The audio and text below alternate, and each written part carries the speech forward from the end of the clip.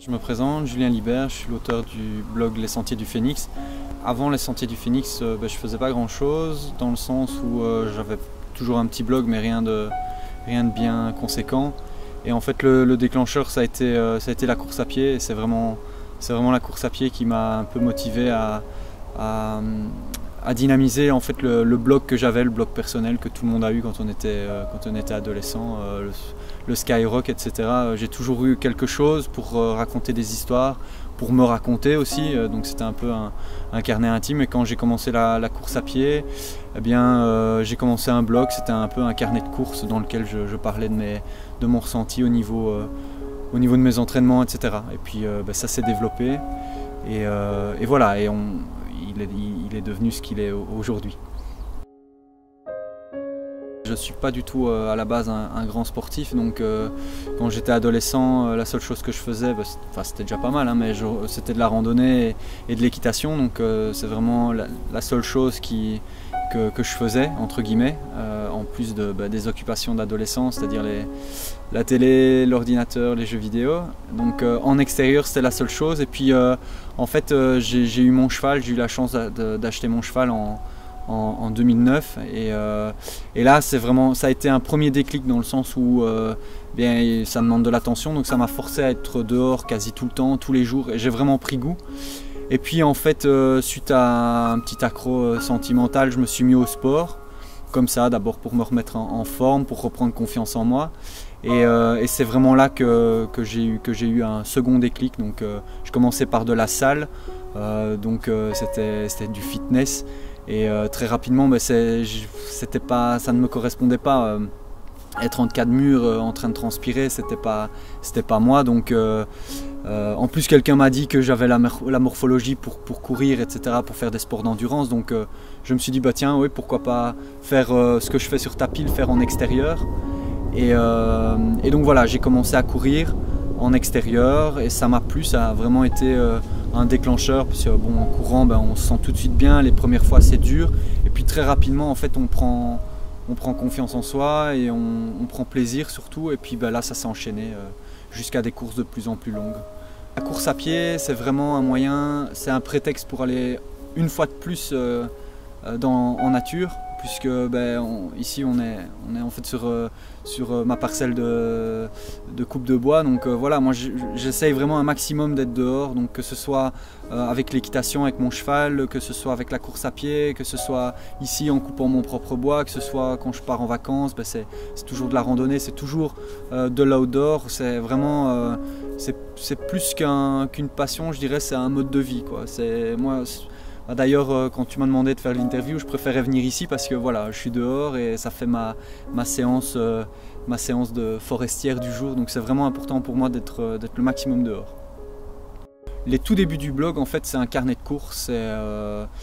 C'est un lieu où j'écrivais mes états d'âme par rapport à l'entraînement, mes difficultés, où je donnais un peu mes astuces. Et en fait, de fil en aiguille, j'ai remarqué que j'avais de plus en plus de lecteurs, j'avais de plus en plus de gens qui me posaient des questions par rapport à l'entraînement, par rapport à l'équipement, par rapport aux courses que je faisais, et donc de fil en aiguille c'est devenu, ça a vraiment pris, la sauce a pris, et une chose qui faisait un peu je ne vais pas dire ma marque de fabrique parce que d'autres en font, mais c'est que je racontais mes courses, et j'ai toujours bien aimé écrire, j'ai toujours bien aimé rédiger, inventer des histoires, donc j'y mettais un petit peu de forme, j'y mettais un peu de storytelling comme on dirait maintenant, et ça a plu. Et en fait c'est vraiment comme ça que le blog a démarré, c'est par des comptes rendus de courses, et par les petits conseils que je pouvais donner aux gens qui, comme moi, commençaient la course à pied. Alors ici c'est vrai que ça fait 2 ans, le blog a pris un peu d'ampleur, et j'ai eu la chance d'en faire un peu partout en France, et aussi à l'étranger, en Suisse et en Norvège. Mais la course vraiment que je garde dans mon cœur, c'est une course belge, une course ardennaise, c'est la Bouillonnante, et la raison est simple, c'est que c'est la première vraie course de trail que j'ai fait, c'était en 2013 ou 2013, et que depuis lors j'essaye de faire toutes les éditions, et chaque fois je suis monté, j'ai commencé par le 24 km, et puis j'ai fait 2 années de suite le 56 km, et puis il y a 2 ans j'ai fait, là c'était vraiment pour moi, c'est la plus belle course que j'ai faite, que ce soit en matière de peut-être pas de paysage parce que c'est l'Ardenne, ça reste forestier.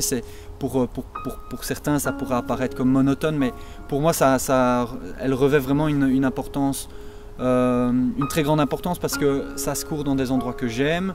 C'est une course de cœur parce que j'ai commencé avec elle et donc c'était 75 km le long de la vallée de l'Asmois, absolument extraordinaire. Il a fait dégoûtant, il a plu, il faisait froid, mais une fois passé l'arrivée, c'était vraiment un très très bon souvenir. Et donc voilà, ouais, c'est cette course que je garderai, que j'épinglerai vraiment comme ma course préférée et ma course, en tout cas, la course clé. Le blog ne me permet pas de vivre de ma passion. En fait, pour rien de vous cacher, je mets tout en œuvre pour y arriver, mais jusqu'à présent, et je pense qu'en restant réaliste, vivre que de ça, que de la course à pied, que du blog, ça me paraît très idéaliste, mais il y a moyen. Disons que là, c'est entre guillemets une activité complémentaire en tout cas. Donc j'ai un travail à côté, pardon. Et j'ai le blog qui me permet de gagner un petit peu, mais c'est pas grand chose. C'est surtout beaucoup de passion qu'il faut mettre dedans. Donc disons que l'investissement, le retour sur investissement est évidemment très faible, mais je fais ça pour la passion, pour la beauté du sport, pour l'envie de voyager, etc., pour raconter mon expérience aux autres personnes. Mais en tout cas, même si ça ne rapporte pas beaucoup, en tout cas pour le moment financièrement, ça rapporte quand même, donc ça faut pas le nier. Ça me permet, pour ne rien vous cacher, de payer tous mes voyages qui ne sont pas couverts par des partenariats, donc c'est quand même pas négligeable. Et je dirais que c'est surtout un moyen de véhiculer ma passion, et ça, je sais qu'avec la passion, ça ouvre des portes, c'est inévitable. Et donc moi je fais ce blog depuis maintenant 2012, j'ai commencé en 2012, donc ça va faire 5 ans. Et la seule chose qui me motive au quotidien, c'est la passion de la course à pied, la passion de la nature, de l'outdoor, du voyage. Donc c'est vraiment, ça c'est le mot d'ordre, c'est le mot passion. Et c'est vrai que grâce à cette passion, il y a 5 ans, tout le matériel que je testais, je l'achetais. Tous les voyages que je faisais, je les finançais. Donc voilà, c'était par passion. Et quand on aime, on ne compte pas. Donc je dépensais pour le blog, pour mes lecteurs. Et donc je le faisais vraiment avec beaucoup de sincérité et à nouveau beaucoup de passion. Et la passion paye, et aujourd'hui disons que j'ai une partie de mes voyages qui sont couverts par des offices du tourisme. Je suis invité sur des courses également. Donc je suis sponsorisé par des marques de vêtements, par des magasins, mais à nouveau c'est pas du pur mercantile. Il y a à chaque fois un relationnel qui doit s'installer. Donc c'est des gens que je côtoie. Là, à l'heure actuelle, je n'ai pas de partenariat où je ne connais pas la personne qui est derrière son clavier. Donc c'est des gens avec qui j'entretiens, avec qui je partage la passion. Donc pour ne pas le nommer, parce que c'est quand même un partenaire qui me suit depuis le tout début, il y a les magasins Trax que les Belges doivent bien connaître. Et Christophe, le fondateur du magasin, me suit depuis presque 3 ans, si pas plus maintenant. Et voilà, et on a déjà couru ensemble, on essaye de se voir aux courses, de boire un verre à la fin des courses. Donc voilà, c'est un partenariat, mais c'est plus que ça, c'est aussi un partage de passion et surtout une amitié. Alors, au niveau des voyages, c'est vrai que chaque voyage est marquant, dans le sens où voilà, on en retire énormément. Et en fait, à nouveau, là, moi j'ai eu 2 déclics. J'ai eu un premier déclic bien avant le blog, c'était en 2010. J'ai eu la chance de faire un grand road trip aux États-Unis d'un mois, à nouveau dans les parcs nationaux, donc en pleine nature. Et c'est ce qui a vraiment développé mon goût du voyage et de la nature et de tout ça. Et le deuxième déclic, ça a été en 2016. Je me suis rendu 1 semaine dans les Lofoten, donc c'est des îles au nord du cercle polaire arctique, en Norvège. Et c'est un petit archipel comme ça qui est absolument époustouflant, où les montagnes semblent sortir tout droit de la mer, quasi à pic. Et donc ça forme vraiment un écosystème qui me mais qui me correspondent totalement. Donc il y a du dénivelé, il y a la mer, il y a une météo qui est assez exceptionnelle pour la latitude. Et donc tout ce mélange fait que quand j'y suis allé, j'ai vraiment senti une connexion avec ces îles. Alors ça peut paraître un peu métaphorique, mais c'est vraiment ça. Je me suis vraiment senti bien tout de suite dès que j'ai posé le pied en Norvège. Je me suis dit mais c'est ici que je dois vivre, c'est vraiment un milieu qui me plaît. Voilà, le fait d'avoir les montagnes, la mer, le soleil quand il est présent, mais aussi des contrastes très forts au niveau de la météo qui font changer le paysage à chaque heure de la journée, c'est vraiment époustouflant. Et puis l'été, c'est le soleil de minuit, l'hiver ce sont les aurores boréales. Et donc ce qui fait que ce milieu est absolument époustouflant, il y a des lumières incroyables dans ces îles, et donc c'est vraiment ce voyage-là qui m'a marqué. Alors faire du sport en pleine nature et plus particulièrement du trail, il y a vraiment l'idée de dépassement de soi. Donc c'est-à-dire que quand on court, on essaye de se dépasser soi-même et d'aller toujours plus loin. Moi j'ai jamais vu le trail et la course à pied comme une compétition. En tout cas une compétition vis-à-vis des autres, une compétition avec soi-même, ça c'est très clair. C'est justement ça qui en fait pour moi sa richesse, c'est le fait à chaque fois qu'on allonge la distance, eh bien, on est content de pouvoir dire, voilà, il y a un mois je faisais 20 km, maintenant j'en fais 25, 30, 40, 50. Et donc c'est ce côté où on se dépasse personnellement. Mais plus que ça, maintenant, ça fait 5 ans que je cours et je dois dire qu'aujourd'hui je cours plus pour courir, entre guillemets, je cours vraiment pour être dehors, pour être en pleine nature et surtout pour découvrir. Alors ça peut paraître un peu bizarre parce que je suis assez contemplatif, mais le fait de courir, que ce soit en forêt, en montagne, a fortiori en montagne, le fait de courir, ça permet de découvrir plus en un minimum de temps. Donc c'est un peu paradoxal parce que j'aime bien me poser, etc. Mais c'est vrai que quand on est en montagne, et loin de moi l'idée de me comparer à ces hordes de touristes qui essayent de voir un maximum de choses en un minimum de temps, le fait de courir en montagne ou en forêt et de se déplacer plus vite, et de voir plus de choses, c'est vraiment pas du tout similaire à justement ces hordes de touristes. C'est-à-dire que même quand on court, je sais que c'est un peu difficile à comprendre, mais on ressent tellement de choses, que ce soit au niveau intérieur, au niveau de son corps, on a mal, on n'a pas mal, on a des moments d'euphorie, des moments où au contraire on est en pleine douleur, et ça contraste très fort avec ce qu'on voit et ce qu'on ressent à l'extérieur. Donc lorsqu'on est dans un moment d'euphorie et qu'on a un paysage devant soi, l'émotion elle peut être vraiment très très forte. Et inversement, quand on est vraiment très comme on dit, dans le dur et qu'on a vraiment du mal à avancer, qu'on n'est pas bien, on a envie de vomir parce que ça fait 10 heures qu'on court. Et parfois là, le milieu peut jouer à la fois positivement et négativement. C'est-à-dire positivement, il peut nous rebooster parce qu'on va avoir une belle clairière, un beau panorama, ou au contraire on va arriver en face d'une côte gigantesque et là ça va être le coup de massue. Mais c'est justement cette relation entre guillemets entre ce qui se passe à l'intérieur de nous quand on court et le milieu, et il y a une interaction constante que l'on n'a peut-être pas quand on marche. Disons que quand on marche, je dirais, on est plus dans une posture contemplative, et quand on court on est plus vraiment dans une interaction avec le milieu, c'est-à-dire on souffre, on ressent les choses de manière exponentielle.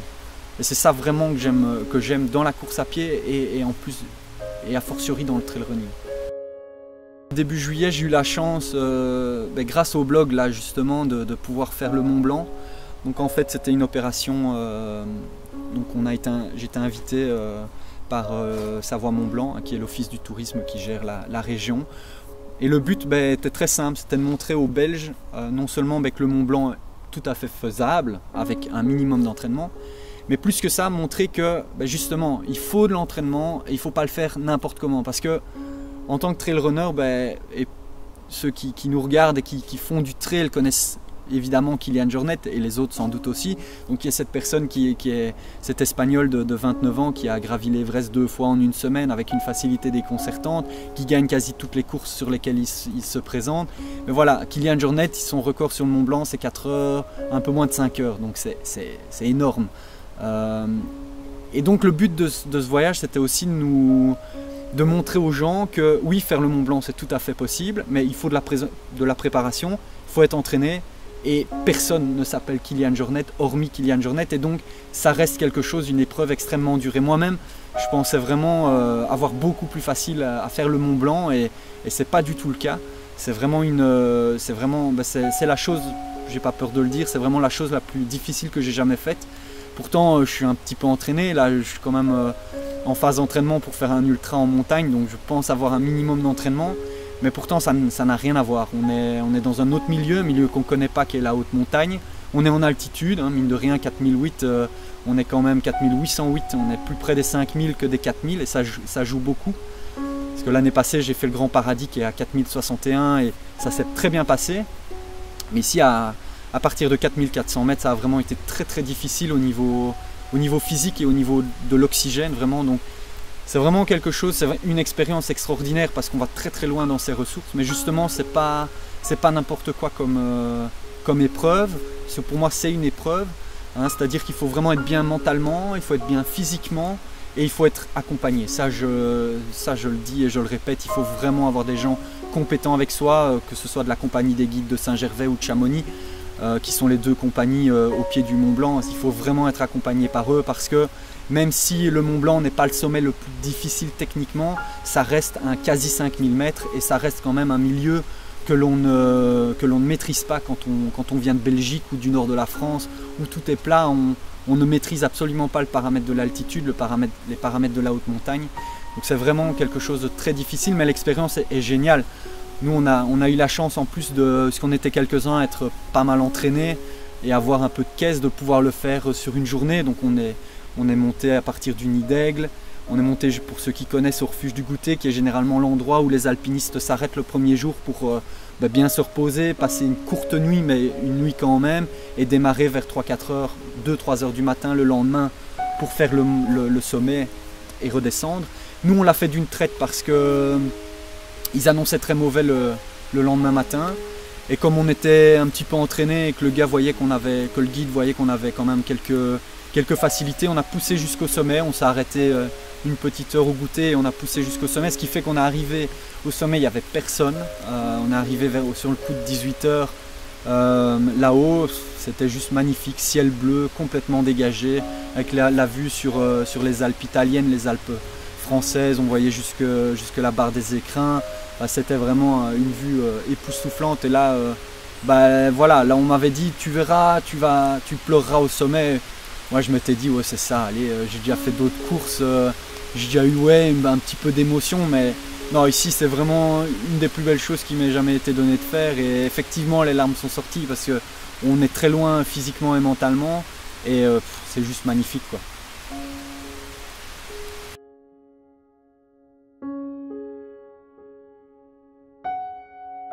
Alors l'ascension du Mont Blanc, c'était un rêve sans en être un. Je vais m'expliquer. En fait, ça fait 2-3 ans maintenant que l'alpinisme est rentré dans ma vie, donc j'ai toujours bien aimé la montagne. D'ailleurs, je me suis mis à la course à pied et puis très rapidement j'ai voulu aller en montagne pour courir, pour randonner, etc. Donc vraiment la montagne c'est quelque chose de très important pour moi.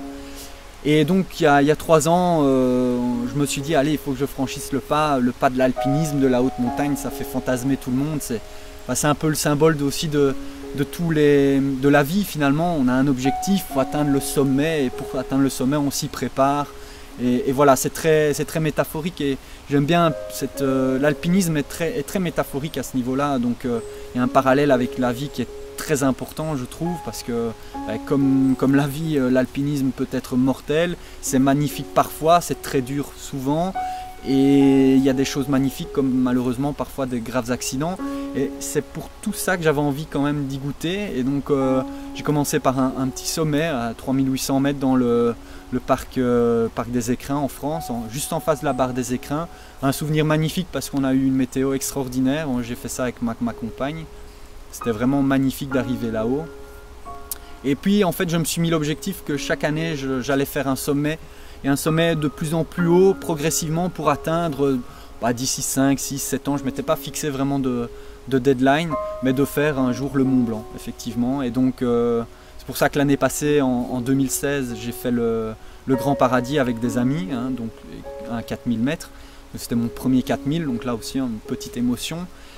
Et là, ben, le Mont Blanc s'est présenté, c'était une opportunité que j'avais avec le blog, avec Savoie Mont Blanc, avec une agence de relations presse ici en Belgique qui s'appelle Mindshake.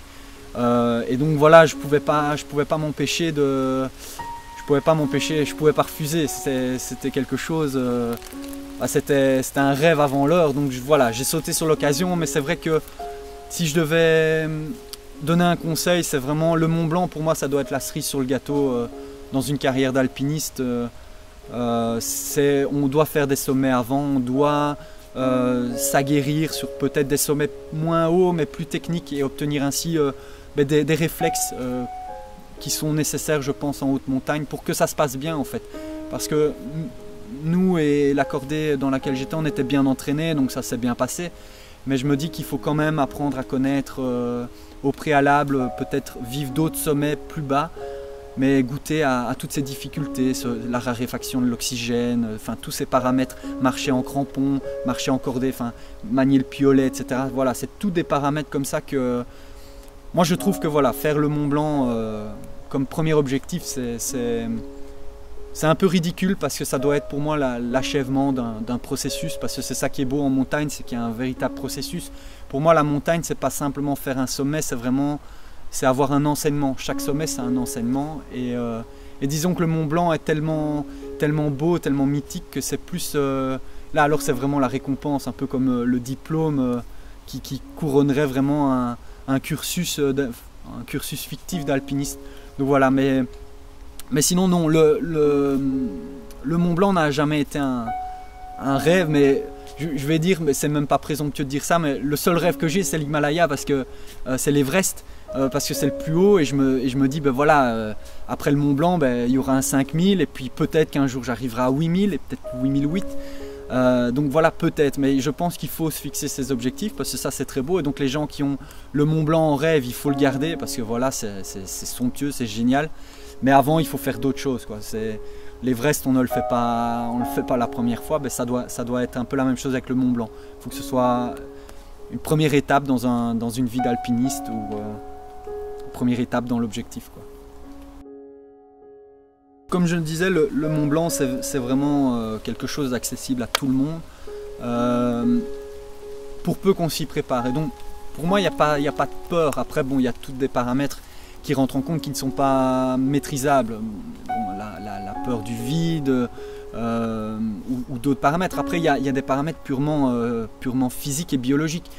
C'est prouvé par exemple que certaines personnes ne maîtrisent pas et ne réagissent pas bien à l'altitude. Donc voilà, ça c'est des paramètres limitants qui malheureusement, c'est injuste mais c'est comme ça, fait que certaines personnes ne pourront jamais gravir effectivement le Mont Blanc parce que arriver à, je sais pas, peut-être 3000 mètres, elles vont déjà ressentir le mal de l'altitude. Et ça, il faut vraiment y faire attention parce que en haute montagne, comme ça, on peut être sujet au MAM, donc le mal aigu des montagnes, qui peut avoir des répercussions très graves. Hein, ça peut amener des œdèmes pulmonaires, œdèmes cérébraux. Donc on joue avec sa vie quand on a un mal aigu des montagnes. Donc ça, il faut vraiment pas rigoler. C'est pour ça que de l'importance de faire des sommets plus petits avant pour voir comment on réagit à l'altitude. Moi, par exemple, ici, j'ai pas eu de problème particulier, hormis à partir de 4400-4500 mètres, je commençais à avoir mal à la tête. C'était pas une migraine, c'était lancinant, c'était un petit mal de tête, mais d'autres ont eu une migraine, d'autres n'ont rien eu, donc on réagit vraiment très différemment. Et puis moi par exemple j'ai été très fatigué, d'autres ne l'étaient pas, mais par contre avaient extrêmement mal aux jambes. Ben voilà, voilà, tout le monde réagit différemment à l'altitude, donc je dirais qu'il ne faut pas avoir peur de faire le Mont Blanc. Il faut se le mettre comme objectif, mais il faut peut-être éventuellement faire d'autres sommets. Et en tout cas, il faut faire. C'est-à-dire que, comme je reprends les paroles, c'est une paraphrase, mais qui est assez commune, mais qui représente bien le milieu de la montagne, c'est chacun son sommet, chacun son Everest. Hein, c'est le nom d'une ASBL d'ailleurs. Et je pense que c'est vraiment ça, chacun son Everest. Donc si l'Everest d'une personne malade ou déficiente ou ou limité physiquement est à 300 mètres d'altitude, ben c'est très bien, c'est 300 mètres d'altitude. Comme quelqu'un qui a des problèmes de mobilité ou quelqu'un qui a un problème de surpoids, eh bien son premier Everest, ça sera un 10 km et c'est super. Donc il faut vraiment, chacun doit poser son Everest. Après, pour certains, l'Everest devient son Everest, mais le nombre de ces personnes-là est vraiment très limité. Pour moi, si ça tombe, ça ne sera que le Mont Blanc, mon Everest, et j'en suis déjà super content. Donc voilà, je pense que il faut vraiment pas oser, il faut pas hésiter surtout, et il faut fixer son propre sommet, son propre objectif. Le Mont Blanc c'en est un, mais ça peut être autre chose, ça peut être le Grand Paradis, ça peut être d'autres choses, ça peut être dans le sport, de la randonnée, se dire il y a des grandes traversées qui sont extraordinaires, une grande traversée de l'Ardenne, le GR20, le GR34, enfin il y a des GR partout, ça peut être aussi un Everest. Donc voilà, c'est à chacun vraiment de fixer son objectif, mais je dirais que chacun doit avoir un Everest. Donc c'est vraiment quelque chose de... Parce qu'avoir un objectif dans la vie, pour moi, c'est capital. Je parle à titre personnel, mais je ne conçois pas la vie sans objectif. Ça ne veut pas dire que des objectifs comme dans le monde du travail, comme dans le monde entrepreneurial, où il faut systématiquement faire plus. Non, c'est avoir un but dans sa vie, c'est vraiment ça. Et pour moi, tout le monde doit avoir un but. Pour certains, leur Everest, c'est d'être à Cannes. Pour d'autres, c'est de réaliser un court-métrage. Ben voilà, c'est vraiment, chacun doit le poser, doit le définir, et c'est ça qui est beau, parce qu'alors ça enlève tout esprit de compétition, puisque c'est soi-même qui fixons nos limites. Et donc, si pour certains, les limites sont d'ordre extraordinaire, pour d'autres, elles seront ordinaires, mais extraordinaires pour la personne. Donc ça, c'est déjà super. L'Everest, oui, c'est un peu un rêve. Je sais même beaucoup de gens disent ça, c'est un peu fou comme truc. Mais je me fixe pas de limite, c'est-à-dire que je l'ai, c'est un rêve, mais là je vais paraphraser Henri David Thoreau, qui est un écrivain que j'adore. Il disait toujours c'est très bien de placer des châteaux dans les nuages, mais avant ça, après avoir placé les châteaux dans les nuages, il faut en faire les fondations. Et ça, je trouve ça très beau. Donc voilà, j'ai entre guillemets placé mon château dans le nuage, donc c'est l'Everest. Et maintenant, je dois construire les fondations au fur et à mesure des années. Là, mon but actuel, c'est vraiment de construire ces fondations. Et disons qu'à court terme et à moyen terme, je me vois plus dans des aventures, des aventures en pleine nature, etc., qui seront de plus en plus extrêmes. Donc ça sera à la fois de l'alpinisme, hein, donc je vais continuer. Peut-être que l'année prochaine, j'aimerais bien me fixer un autre sommet. Il sera peut-être plus bas en altitude, mais plus technique. Ou bien alors j'aurai une opportunité pour faire un sommet plus haut. Je ne sais pas, je laisse venir. Mais en tout cas, une chose est sûre, c'est que les milieux extrêmes m'attirent vraiment beaucoup, et particulièrement les mondes de glace et autres. Donc ça, par exemple, c'est vraiment une envie que j'ai vraiment sur le moyen terme, c'est des traversées, donc type traversée du Groenland, traversée des Svalbard, donc qui sont ces contrées au nord du cercle polaire. Alors ne me demandez pas pourquoi, je sais vraiment pas pourquoi ça m'attire, mais ce côté désolation, isolation et en même temps repli sur soi-même et sur ses propres peurs, ben c'est vraiment quelque chose, c'est un peu paradoxal de dire ça, mais ça m'intéresse, parce que c'est un peu comme en course à pied dans le trail. Après 9, 10, 11 heures de course, on se retrouve vraiment soi-même, et j'ai l'impression, pour avoir déjà un petit peu touché du bout des doigts en Laponie suédoise cet hiver, eh bien que ces milieux glacés permettent directement de rentrer dans le vif du sujet, c'est-à-dire d'être 100% concentré sur soi et sur sa survie, et c'est très intéressant d'un point de vue physique évidemment, mais aussi d'un point de vue mental. Donc ça je sais que ça va être des épreuves vraiment plus au mental qu'au physique, et donc il en faut pour l'Everest, pour d'autres sommets, pour d'autres aventures. Donc c'est vraiment ce genre de choses. Et donc là aussi, je dirais que plus que faire plein de choses, c'est faire peut-être moins, mais avec beaucoup plus d'engagement. Parce que je pense que c'est à nouveau un beau parallèle avec la vie quotidienne, mais il faut de l'engagement, parce que si on n'a pas d'engagement, donc pas de passion, pas d'engagement dans des actions, dans des clubs, dans des voilà.